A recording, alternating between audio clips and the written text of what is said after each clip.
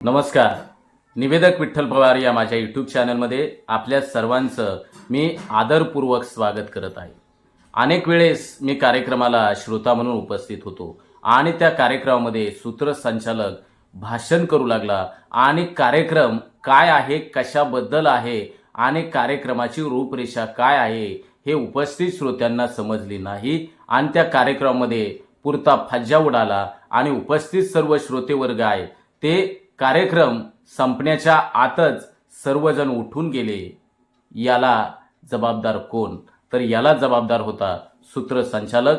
कारण त्या कार्यक्रमाला उपस्थित असलेले श्रोते यांनी पाहिलं, ज्या कार्यक्रमासाठी सूत्रसंचालकाला आमंत्रित केलंय, ज्या उद्देशानं आमंत्रित केलंय, तो उद्देश सूत्रसंचालकानं त्या उद्देशाला हरताळ फासला आणि तो उद्देश बाजूला ठेवत सूत्रसंचालक त्या कार्यक्रमामध्ये त्यांनी वक्त्याची, मान्यवरांची भूमिका त्यांनी घेतली आणि तो भाषण करू लागला.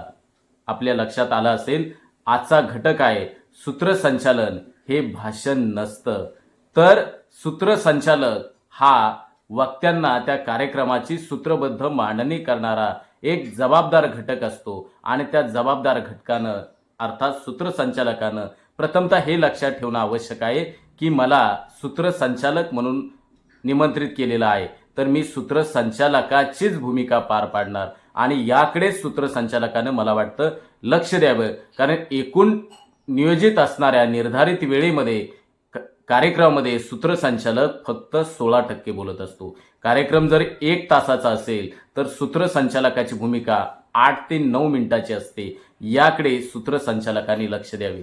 आणि अनेक वेळेस मी पाहतो सूत्रसंचालक कार्यक्रमाचं स्वरूप अर्थात कार्यक्रमाचं प्रस्तावना सांगत असताना भले लांब लचक प्रस्तावना कार्यक्रमामध्ये सांगत असतात की उपस्थितांना, संयोजकांना देखील वाटतं की सूत्रसंचालक हा वक्ता आहे का, सूत्रसंचालन हा व्याख्याता आहे का, सूत्रसंचालन पाल्ह्याळ आणि लांब लचक बोलणारा आहे का, आणि सूत्रसंचालकाला जागेवर आणण्यासाठी संयोजकाला सांगावं लागतं, निवेदक आता थांबा आणि कार्यक्रमाला आता तुम्ही सुरुवात करा.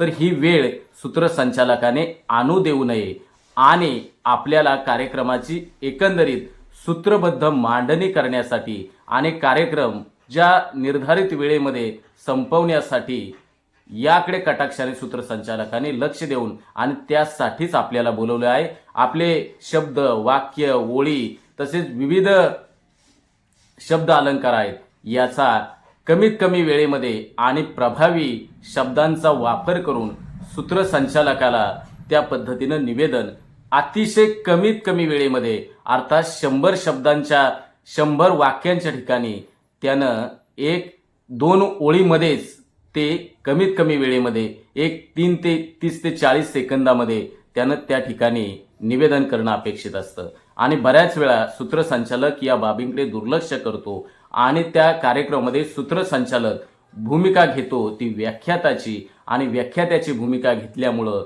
सूत्रसंचालकावरती कार्यक्रमाच्या अपयशाचं खापर त्याच्या डोक्यावरती फोडलं जातं. म्हणून आजच्या व्हिडिओच्या माध्यमातून मी हेच सांगेल की सूत्रसंचालक हा कार्यक्रमाला सूत्रबद्ध मांडणी करणारा एक महत्त्वाचा घटक असतो. त्यानं कमीत कमी वेळेमध्ये आणि प्रभावी परिणामकारकता त्या सूत्रसंचालनामध्ये त्यांना आणणं आवश्यक असते आणि तेच त्याचं स्किल असतं. जास्त बोलल्यानं अजिबात कार्यक्रमामध्ये प्रभावीपणा येत नसतो.